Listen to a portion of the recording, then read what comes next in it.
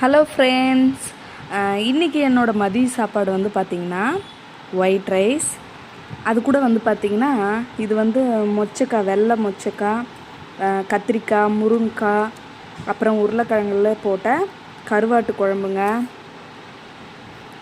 எங்கள் ஊரில் அவ்வளோ டேஸ்ட்டாக இருக்கும்.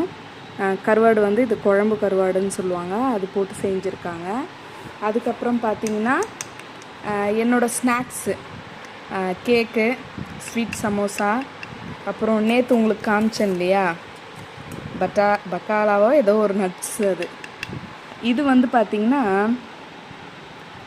எங்கள் ஊர் வேலூர்லேருந்து ஆற்காடு அங்கே வந்து ரொம்ப ஃபேமஸான மக்கன் பேடா.